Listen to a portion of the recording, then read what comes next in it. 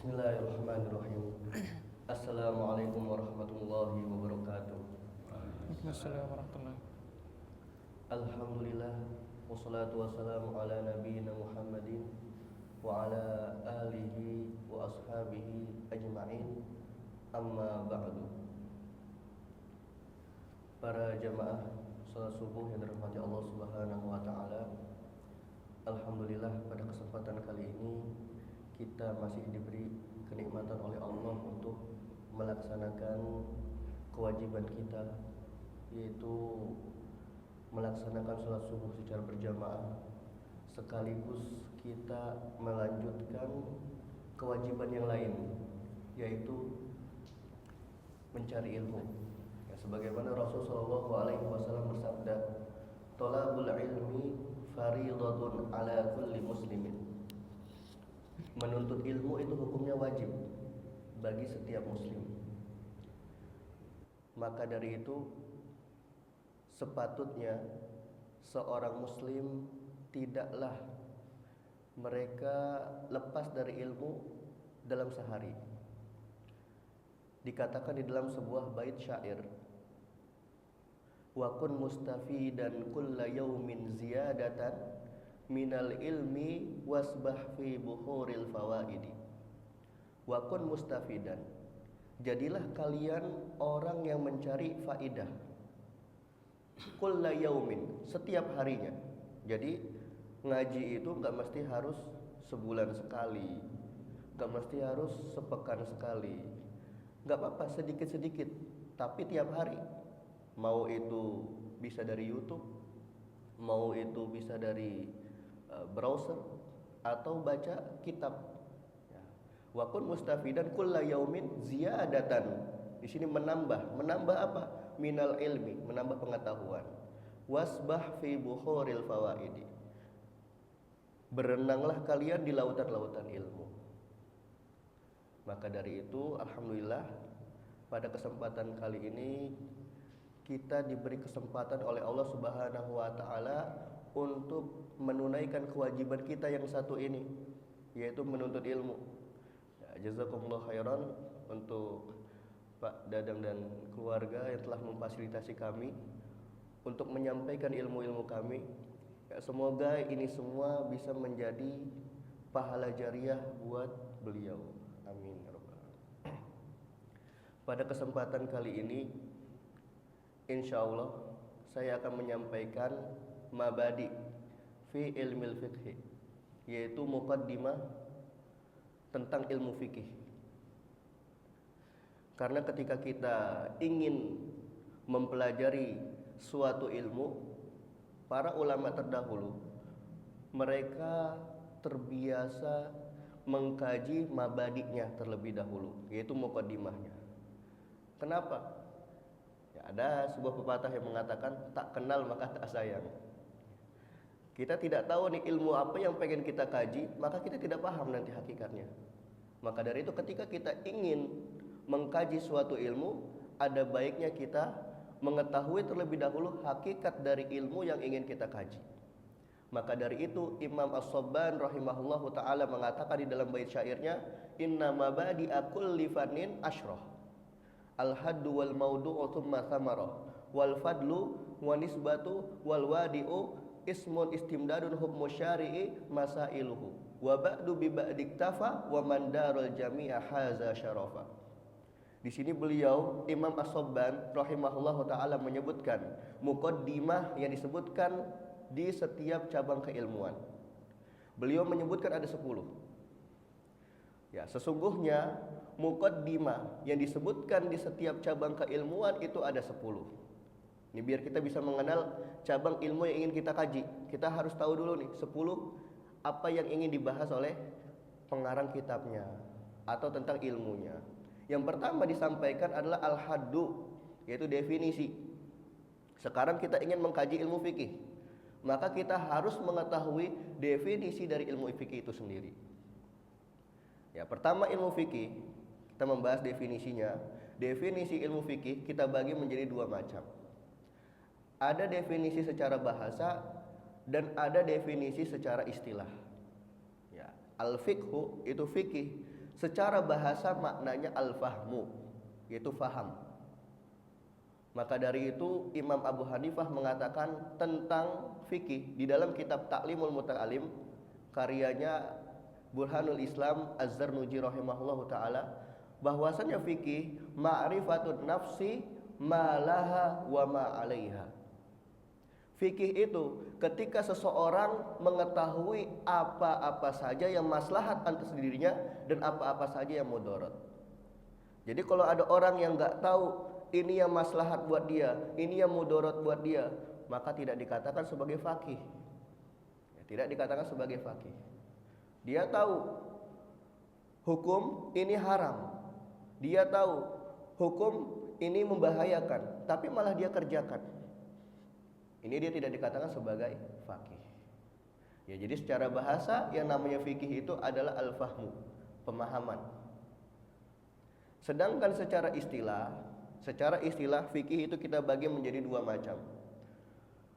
Definisi fikih menurut ulama fikih mutaqaddimin, yaitu ulama fikih terdahulu, dan definisi fikih menurut ulama fikih mutaakhirin, yaitu ulama fikih muasirin, zaman sekarang. Ini kita bedakan kenapa? Nanti bisa kita lihat apa perbedaan dari kedua definisi ini. Yang pertama, definisi fikih menurut ulama mutaqaddimin, yaitu menurut para ulama-ulama salaf. Para ulama salaf mengatakan ma'rifatul nafsi, ma'rifatul ahkami asy-syar'iyyati al-amaliyati al-muktasabu min adillatiha at-tafsiliyah. Jadi fikih menurut ulama terdahulu ma'rifatul ahkam, mengetahui hukum-hukum. Hukum-hukum apa? Hukum-hukum syar'i. Nah, sekarang kan hukum syar'i kan ada banyak. Ada hukum syar'i yang berkaitan dengan i'tiqadiyah, yaitu seperti akidah. Ada hukum syar'i yang berbentuk amaliyah seperti fikih. Maka dari itu mereka mengatakan ma'rifatul ahkami asyar'iyyati al-amaliyati.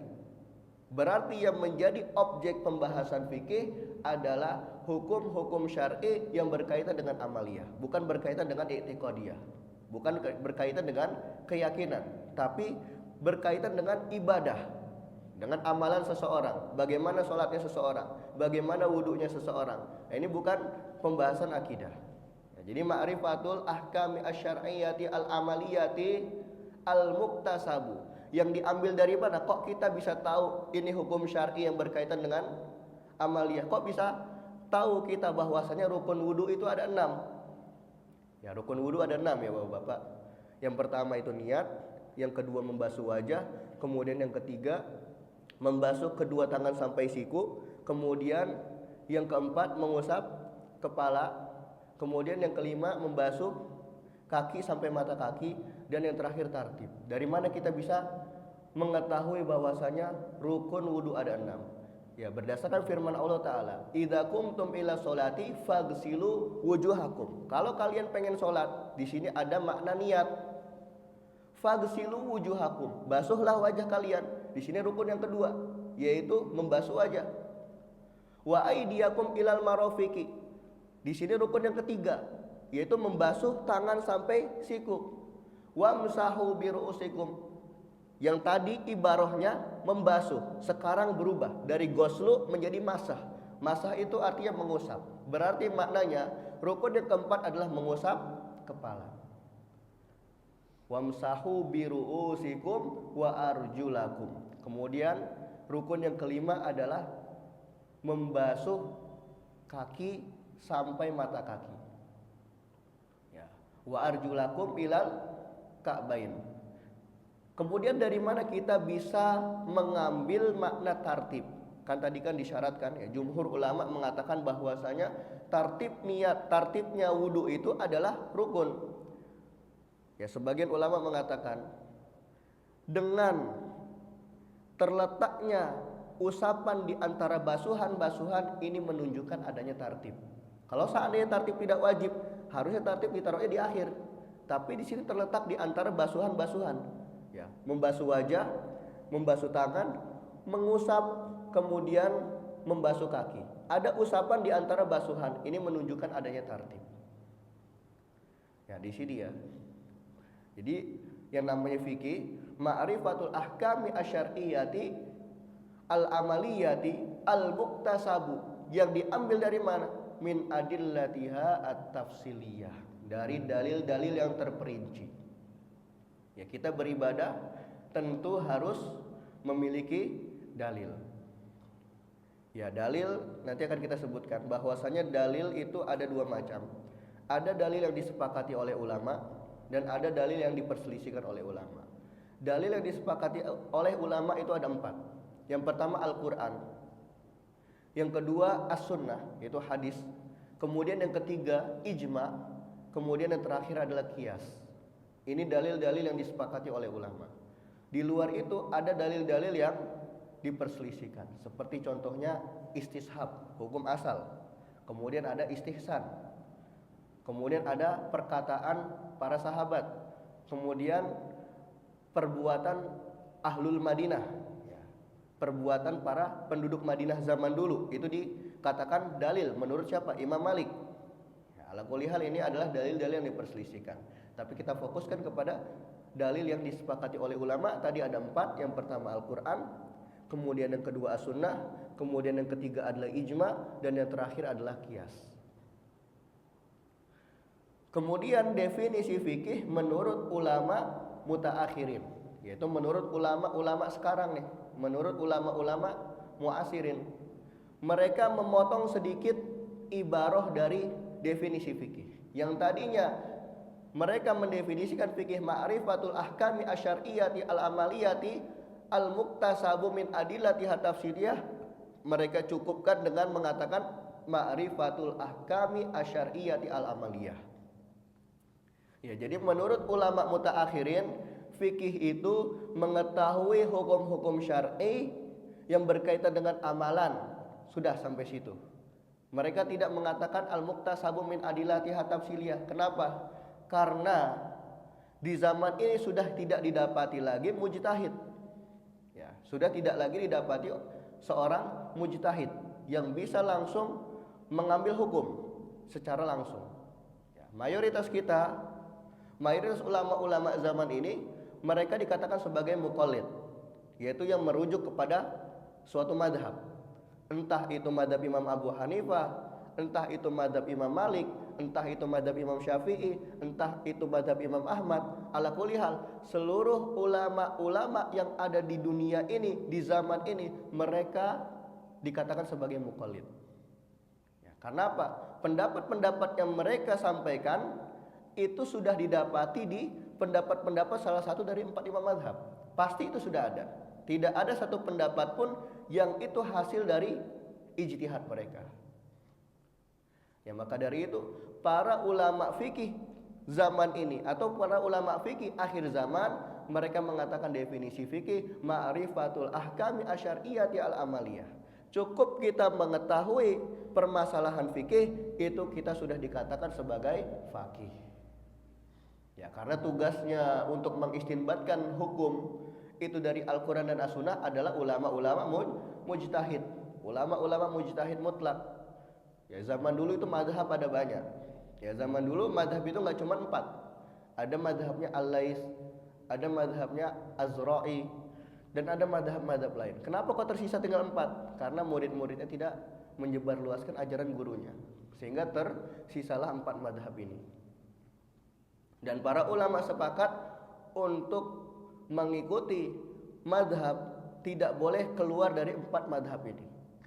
Karena di zaman ini masih ada satu madhab lagi ternyata yang masih hidup. Madhabnya siapa? Madhabnya Daud Az-Zahiri, madhab Zahiri. Ya. Nanti di dalam madhab Zahiri itu disebutkan sholat Jumat boleh 3 orang. Ya, ini madhab Zahiri. Tapi kita tidak mengikuti madhab Zahiri. Jadi madhab yang boleh diikuti menurut kesepakatan ulama itu hanya 4 saja. Salah satu dari 4 ini.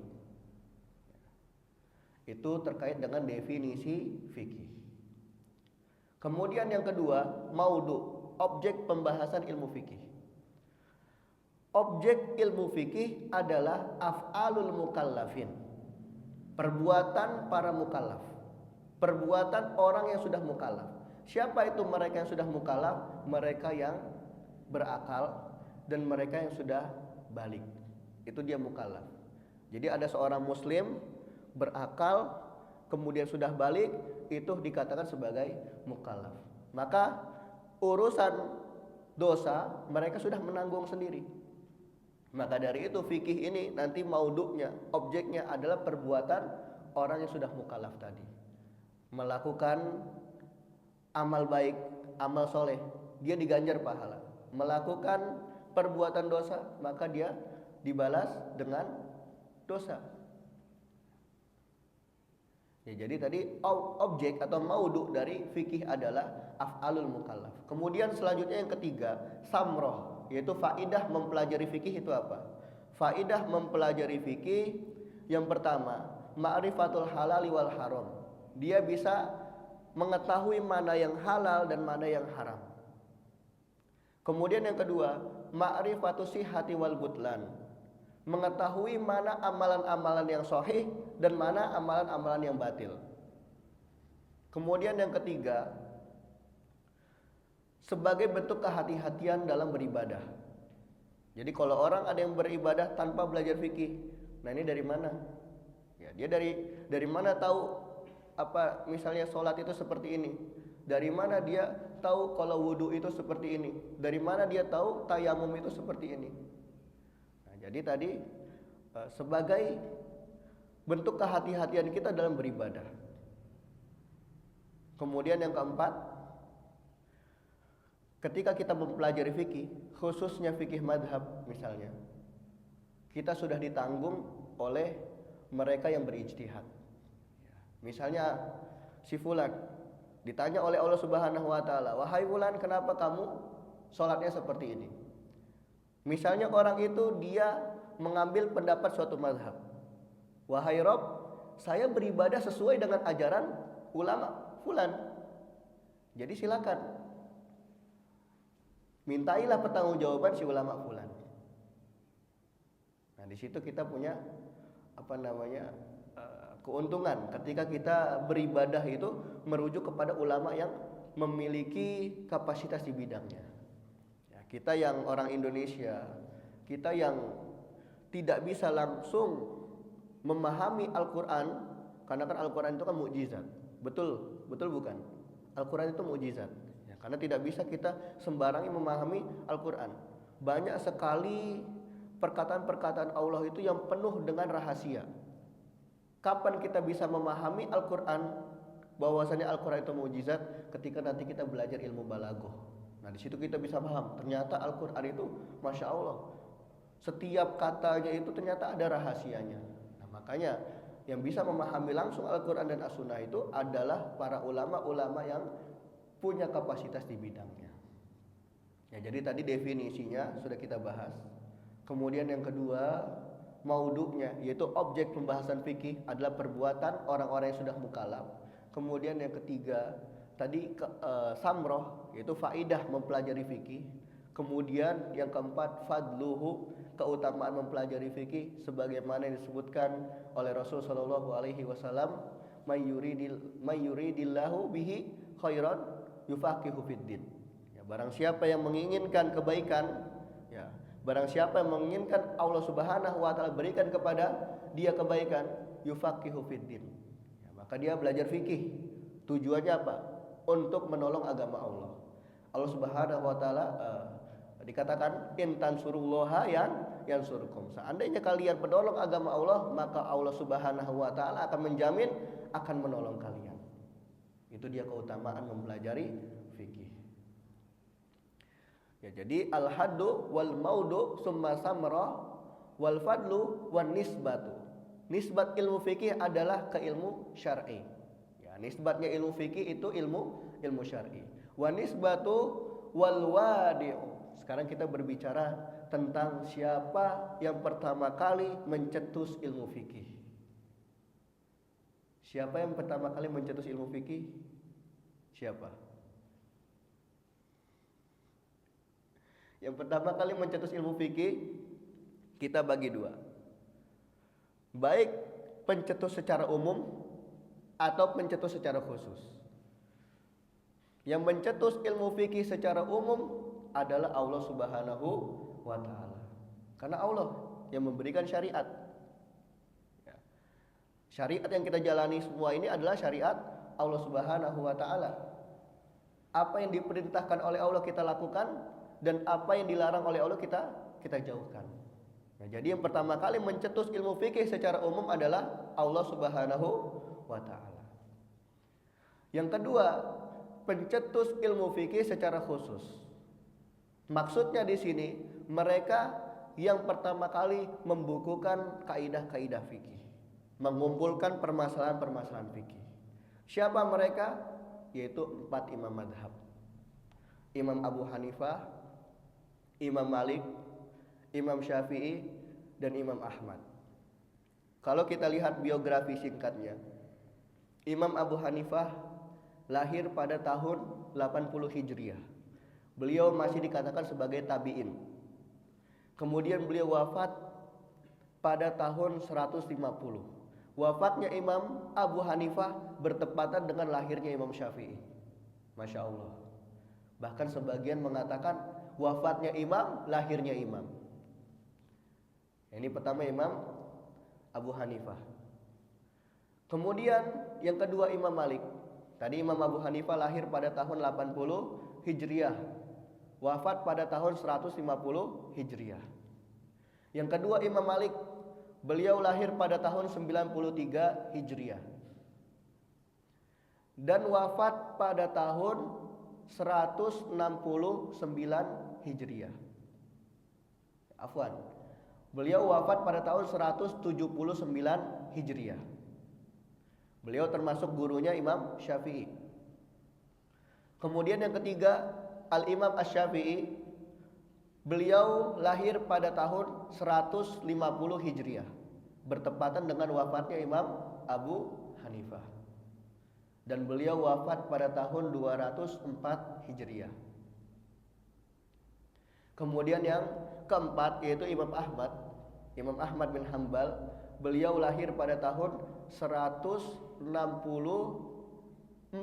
Hijriah dan wafat pada tahun 241 Hijriah. Jadi kalau kita lihat dari kelahiran 4 imam madhab, yang pertama Imam Abu Hanifah dikategorikan sebagai tabi'in. Kemudian sisanya dikatakan sebagai atba'ut tabi'in. Maka Rasul Shallallahu Alaihi Wasallam mengatakan khairun nasi qarni. Sebaik-baik manusia adalah zamanku, yaitu zaman sahabat. Tsummal ladzi yalunahu. Kemudian zaman setelahnya. Siapa zaman setelah sahabat? Para tabi'in. Tsummal ladzi yalunahu. Kemudian zaman setelahnya lagi yaitu para tabi'ut tabi'in. Maka dari itu yang dikategorikan sebagai ulama salaf ada 3. Sahabat, tabi'in, dan tabi'ut tabi'in. Sehingga kalau kita lihat biografinya, Imam Abu Hanifah dikatakan tabi'in, 3 sisanya itu dikatakan sebagai tabi'ut tabi'in. Dan ini masih punya hubungan kuat. Imam Abu Hanifah punya murid yang masyhur itu 2 orang, Abu Yusuf dan Asy-Syaibani. Ini kedua murid yang masyhur Imam Abu Hanifah. Jadi Imam Syafi'i nggak sempat nih bertemu dengan Imam Abu Hanifah, karena ketika beliau lahir Imam Abu Hanifah wafat. Nah, Imam Malik juga masih ada hubungan. Namun antara Imam Malik dan Imam Abu Hanifah itu memiliki metode yang berbeda. Imam Abu Hanifah hidup di wilayah banyak orang meninggalkan dalil. Ya, jadi pada zamannya Imam Abu Hanifah dan di wilayahnya Imam Abu Hanifah, masyarakat pada saat itu menolak dalil. Maka dari itu Imam Abu Hanifah itu lebih mengutamakan logika. Bukan berarti Imam Abu Hanifah tidak paham dalil, tidak. Karena ketika Imam Abu Hanifah berdakwah kepada masyarakat yang menolak dalil, itu akan mental. Maka dari itu Imam Abu Hanifah mengutamakan logika. Bahkan beliau di usia kecilnya pernah membantah seorang ateis. Ini saking cerdasnya beliau. Sedangkan madhabnya Imam Malik, beliau merujuk kepada hadis. Ya, Beliau merujuk kepada hadis karena Imam Malik sendiri tinggalnya di Madinah. Ya, banyak di sana hadis-hadis nabawi. Maka dari itu Imam Malik mengatakan perbuatan masyarakat Madinah di zaman itu adalah dalil. Bukan Madinah zaman sekarang ya. Kalau Madinah zaman sekarang udah banyak diskotik di sana. Jadi yang dikatakan sebagai dalil oleh Imam Malik adalah perbuatan ahlul Madinah di zaman dulu, di zaman beliau. Baru muncullah Imam Syafi'i yang menggabungkan antara dua pendapat ini. Menggabungkan antara pendapat ahlul ra'i, yaitu pendapat yang mengutamakan logika, dan pendapat ahlul hadis, yaitu pendapatnya Imam Malik. Digabungkanlah di dalam madhab Syafi'i tadi. Kemudian Imam Syafi'i berguru kepada salah satu muridnya Imam Abu Hanifah, yaitu Asy-Syaibani. Kemudian Imam Syafi'i juga berguru kepada Imam Malik ya, di usia kecilnya, membahas kitab Al-Muwatta. Bahkan sebelum beliau belajar dengan Imam Malik, beliau sudah hafal itu Al-Muwatta. Baru setelahnya Imam Ahmad bin Hambal belajar atau berguru dengan Imam Syafi'i. Kok bisa mereka saling berguru tapi kok pendapatnya berbeda? Ini hal yang wajar. Ya, ini hal yang wajar. Karena sebagian ulama mengatakan ikhtilafu rahmah. Perselisihan itu adalah rahmat. Kenapa? Kalau kita mengambil pendapat yang saklek, nanti akan menyulitkan kita sendiri. Contoh, ya kita kasih contoh. Di mazhab Syafi'i, bersentuhan kulit lawan jenis batal tidak wudunya? Batal wudunya ya. Lalu bagaimana kalau mau melaksanakan haji atau umroh? Pasti nanti sentuhan balik lagi, jauh tempat wudunya. Ini menyulitkan. Maka dalam kondisi-kondisi tertentu boleh kita mengambil pendapat madhab lain. Jadi yang perlu diperhatikan di sini, bermadhab itu bukan berarti fanatik. Ini sebagian orang salah ya. Sebagian orang salah mengartikan madhab. Mereka bermadhab tapi fanatik buta. Oh, saya udah ambil pendapat ini, saya nggak menerima pendapat lain. Imam An-Nawawi rahimahullahu taala, beliau madhabnya apa? Syafi'i. Tapi beliau banyak menyelisihi pendapat madhab Syafi'i. Contoh, kita kasih contoh. Tayamum dalam madhab Syafi'i itu sampai siku. Ya, pasir, debu, wajah, kemudian tangan, ya, sampai ke siku. Itu muktamad madhab Syafi'i. Tapi Imam An-Nawawi beliau mengatakan kalau saya tayamum cukup sampai pergelangan. Tapi beliau tetap dikatakan sebagai Asy-Syafi'i. Ya, jadi ketika bermadhab bukan berarti fanatik. Ini yang salah diartikan oleh banyak masyarakat. Oh, saya lo madhabnya ini, saya nggak mau ngambil pendapat ini. Ini kekeliruan. Ya, bermadhab bukan ajang fanatik. Bermadhab itu adalah wasilah kita beribadah. Bagaimana cara kita beribadah? Ya, kita ikuti salah satu pendapat imam madhab supaya kita tadi lebih aman. Ya, kita sudah ada yang nanggung, siapa? Mereka. Ya, Imam Asy-Syafi'i sudah menanggung, Imam Malik siap menanggung, Imam Abu Hanifah siap menanggung, Imam Ahmad dah siap menanggung. Jadi pendapat yang kita ikuti, mereka itu sudah siap menanggung. Yaitu dia keutamaan bermadhab. Maka dari itu dalam masalah mempelajari fikih yang saya amati di masyarakat, baik itu di Indonesia maupun di luar Indonesia, itu terbagi menjadi dua macam. Ada mereka yang bermadhab dan ada mereka yang anti madhab. Ya. Jadi dalam mempelajari fikih ada yang bermadhab dan ada yang anti madhab. Kalau yang anti madhab, mereka biasanya mentarjih. Saya lebih merojihkan ini, saya merojihkan ini. Nah sekarang standar tarjihnya itu kepada siapa? Imam siapa yang dijadikan sebagai standar rojih? Misalnya, saya mengambil pendapat-pendapatnya Imam Ibnu Taimiyah. Kalau kita lihat Imam Ibnu Taimiyah dengan 4 ulama madhab itu jauh zamannya. Jauh ya, berapa abad. Sedangkan tadi kata Rasul, khairun nasi korni.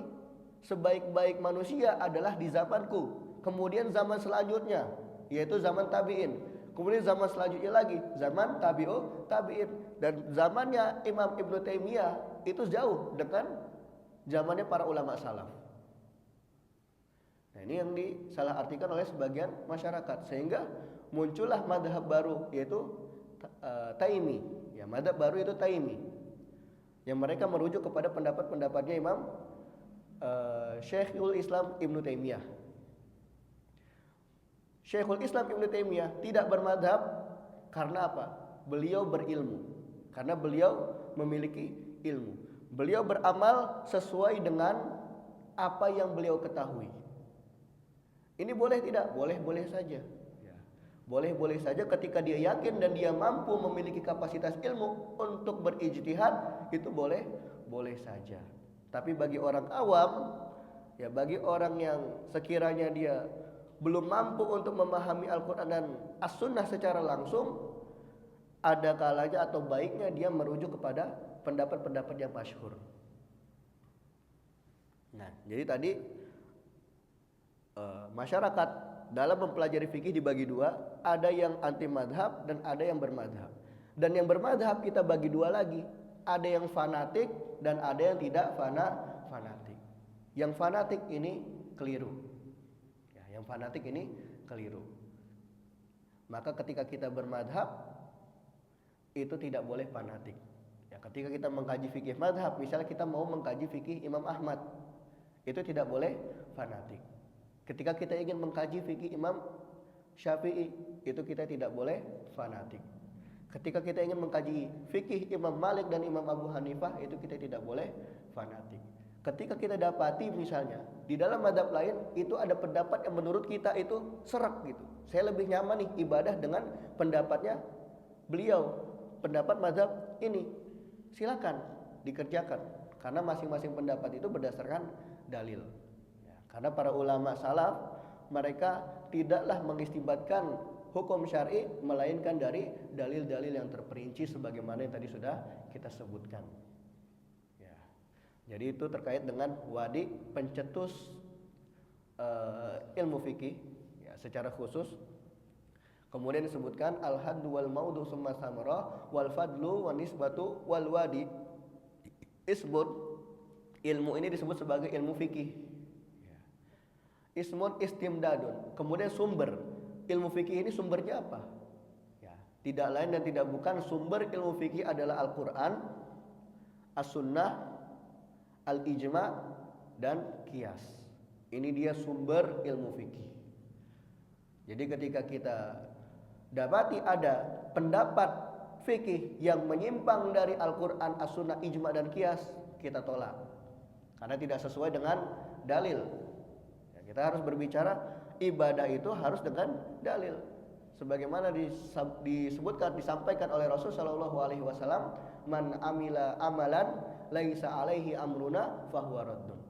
Barang siapa yang dia mengamalkan suatu amalan yang tidak didasari oleh perintah kami, maka amalan tersebut tertolak. Bagaimana bisa kita mengetahui ini loh yang diperintahkan oleh Rasul, ini loh yang dilarang oleh Rasul? Tentu dengan belajar.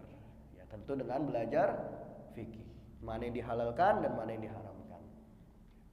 Ya, ismun istimdadun hukmu syari. Kemudian hukum mempelajari fikih itu apa? Itu kita lihat dari dua aspek. Terkait dengan permasalahan individu, itu hukumnya fardu ainin. Ya, terkait dengan permasalahan individu seperti sholat, kemudian puasa, toharoh, kemudian zakat, haji jika mampu, maka terkait dengan permasalahan individu hukumnya fardu ainin. Apabila ada orang yang dia sekiranya mampu untuk belajar terkait dengan permasalahan individu ya, tapi dia enggan untuk belajar, maka dia berdosa.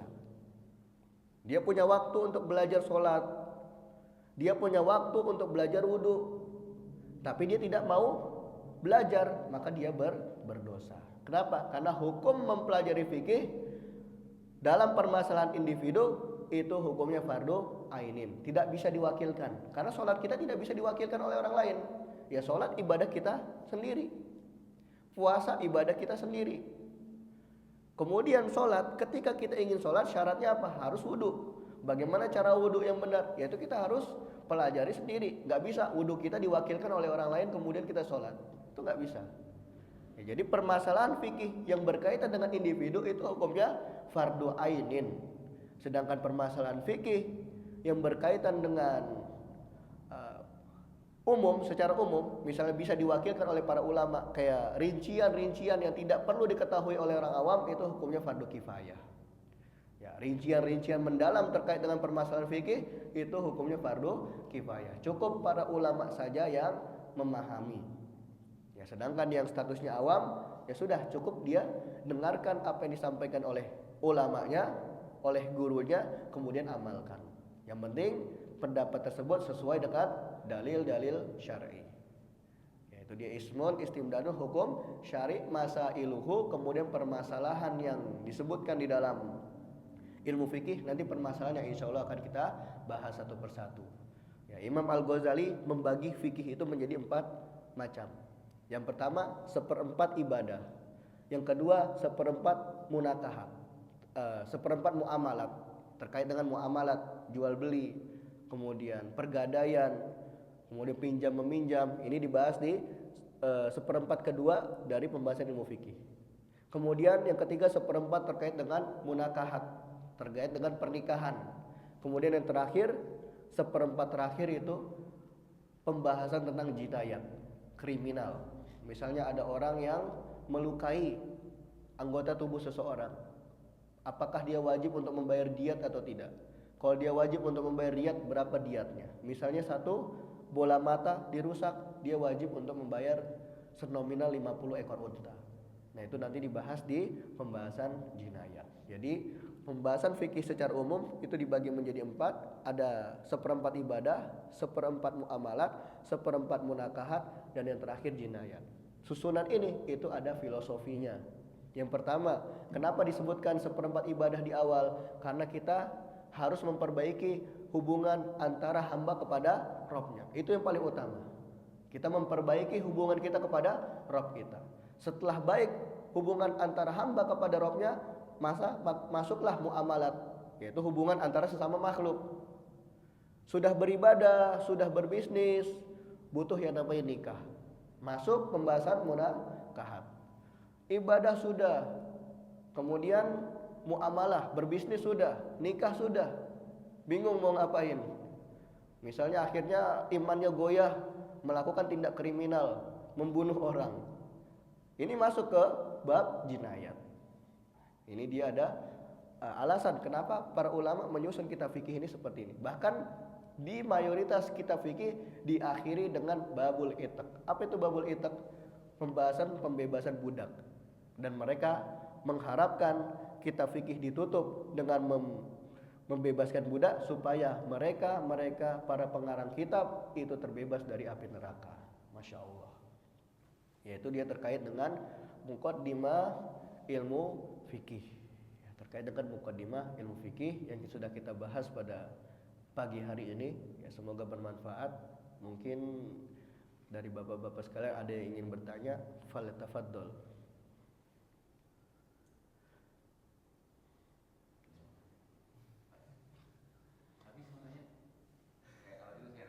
Iya.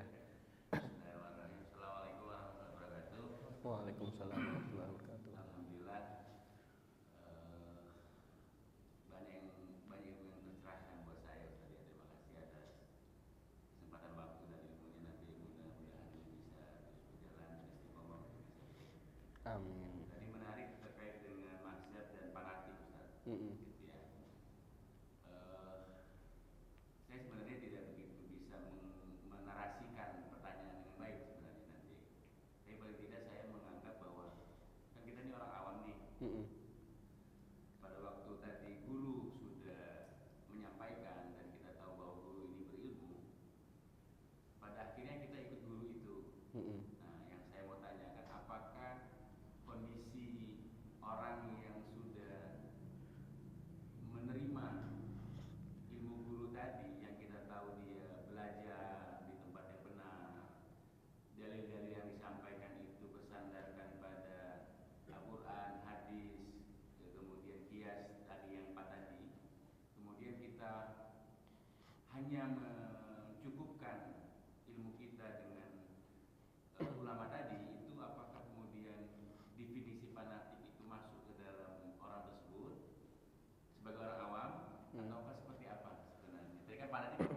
nggak boleh fanatik mazhab kan.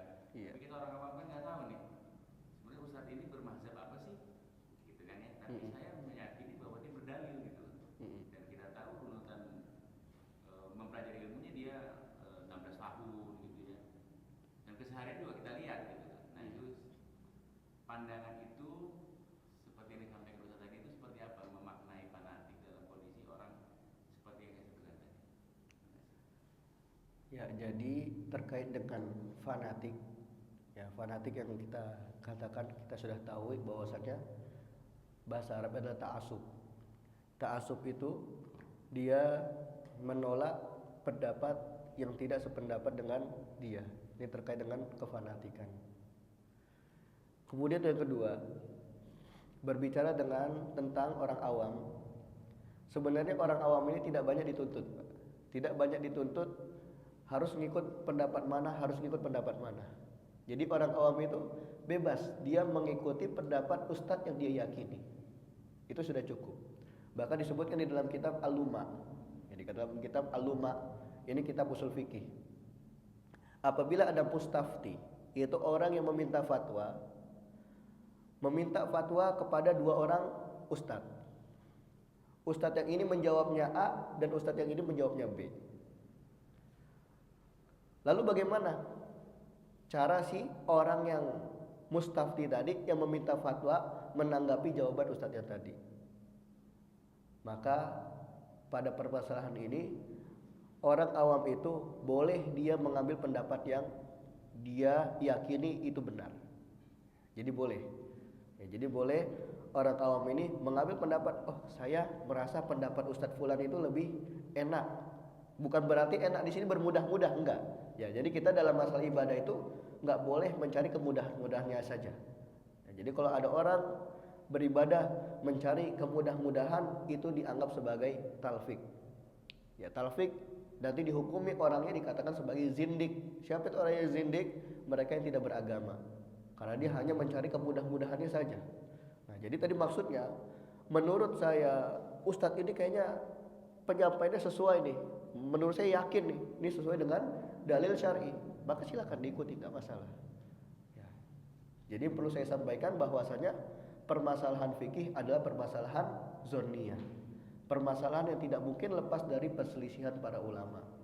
Ala kulli hal, memang mereka berselisih terkait dengan bagaimana cara berdalil. Saya kasih contoh tentang masalah wudu. Tadi ayat wudu yang kita bacakan, idza qumtum ila sholati faghsilu wujuhakum wa aydiyakum ilal marafiqi wamsahu bi ru'usikum wa arjulakum ilal ka'bain.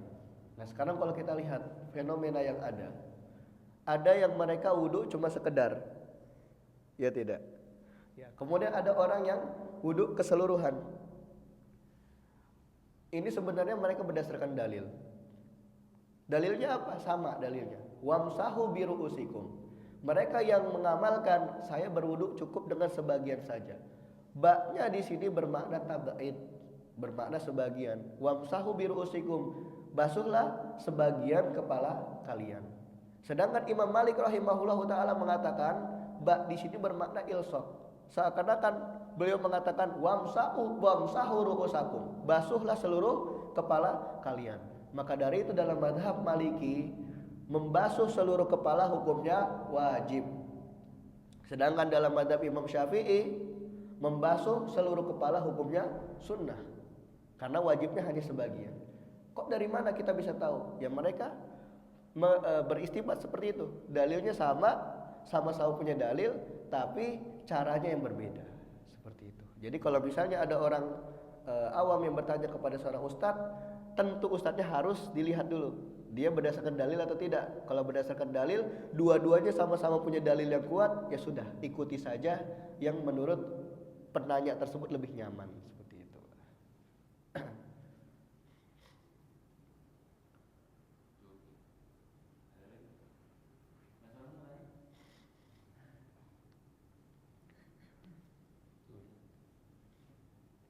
Cukup ya.